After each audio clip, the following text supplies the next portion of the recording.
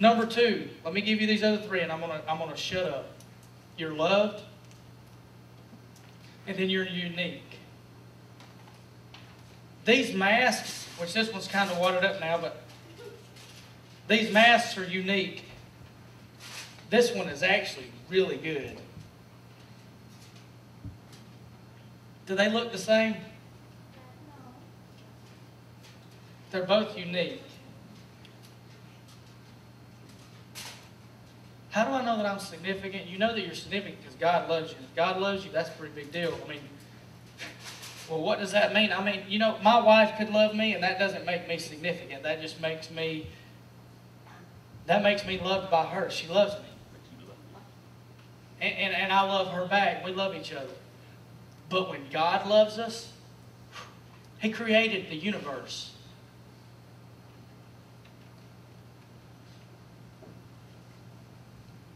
And He's unique.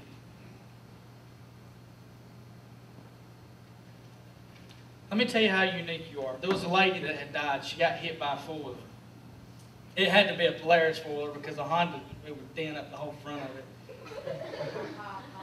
There's a Polaris Sportsman 450. She got ran slap over. And she died and she went to heaven.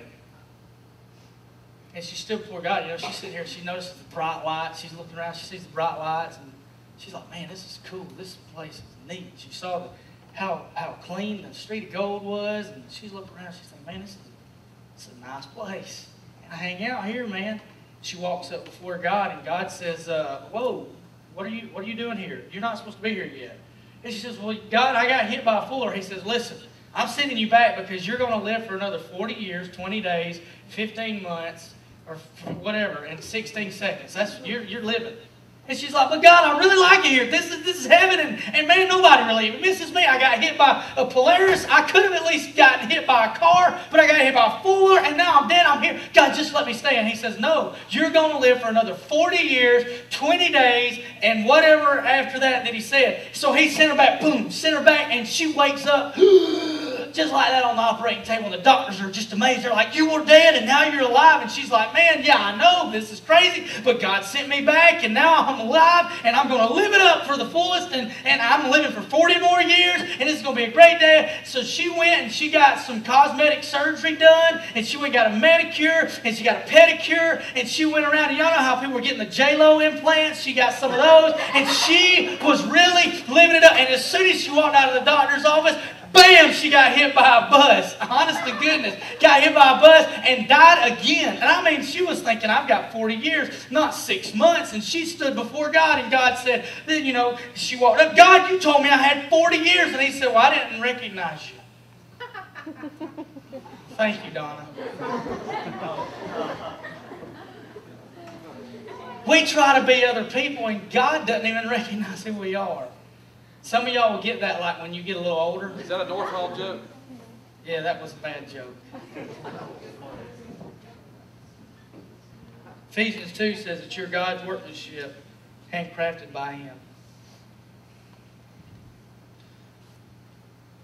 When I look in the mirror, I see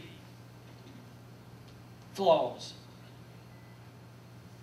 But when God sees me through the mirror, God sees perfection. I am who He made. So God loves me. That's how I know I'm significant. That's what I need to get back to. I need to realize that my significance, the base of everything that I need to know, my significance comes from knowing that God loves me, and from knowing that I'm unique, and then knowing this, I'm valuable. The best way that I can tell you this is I don't know anything that's more valuable in my life. How would I tell you what something valuable is? My kids are valuable to me. I would do anything on the face of God's green earth for my kids. I'm talking about I would do anything for my kids. They are super priceless to me. They're precious, and I love them. I really, really, really love my kids. That's value. Do you realize that you're that valuable to God? You're so valuable to God that He sent His Son Jesus to die for you. This four-wheeler right here, I'm going to tell you a story, and then I'm going to be finished. Last year, the year before last, April the 5th, Bryson was riding. Y'all know Bryson, my little boy. And then my son Zad was riding back here, dumb. I don't know why. I don't know what I was thinking, but I let Bryson ride Zad. They rode around the church on this very four-wheeler. And as they were riding around on this four-wheeler, I heard the four-wheeler stop. And whenever it stopped, I didn't really think about it. And then all of a sudden, I heard it rev up really, really loud. Really loud. And I knew that something was wrong. And I ran outside around the church where we were working, and I saw it just quick enough to see this four-wheeler about this high off the ground. It had just jumped some steps, and I noticed Bryson was on it, and Zad was laying on the pavement. My other little boy, Zad, was laying on the pavement right back about here, back behind the four-wheeler. I thought maybe he had fell off. I didn't realize that what had happened was Zad went to get off. When I didn't hear the four-wheeler revving up, they had stopped, and Zad was getting off the back of the four-wheeler to go open a gate. But when he did, he hit this throttle and mashed it all the way in. This thing right here will go 57, 58 miles an hour. And when he did, he fell, and he fell up under the four-wheeler, and the four-wheeler ran over him. It ran over his chest. He smashed his head on the cement. Y'all know my little boy Zad? Let me tell you, this is how I know that God loves us. This is how valuable he is. My son is valuable to me. They had to, I ran and got Zad, and I picked him up. His eyes were messed up. He was really, all he could do was grunt. I was scared to death. I didn't know what was going on, so we called the ambulance, and we were freaking out. My son's had an accident. He wasn't wearing a helmet. That was my fault. And here we are. Here comes the ambulance. We picked Zad up. We put him in the ambulance. They don't have any neonatal. They don't have any syringes, any needles, anything that'll fit a little kid. They have nothing. And we call, and they call for the helicopter. There's a life flight coming from Augusta to Sylvania. They're going to pick up this little boy that's had a four-wheeler wreck. We put him in the helicopter, and by this time, he's non-responsive at all. And on the life flight, on the way from Sylvania to Augusta, my son died. Little Zad that you see running around died. Me and Jeannie, we got in our family mobile, our van, and we put our emergency lights on. I don't even think the things worked, but I mashed the button, and we was flying. We was going through Waynesboro and all these other little towns, riding on sidewalks, and people were giving us the California wave. And man, we didn't care.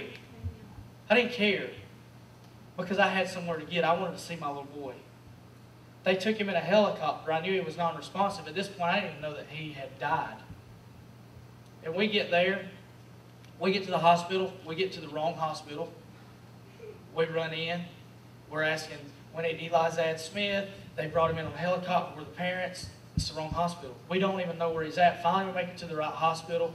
We leave our van parked outside. They're upset because we left our van parked in a place where you can't park it. I said, tow the joker. I don't care.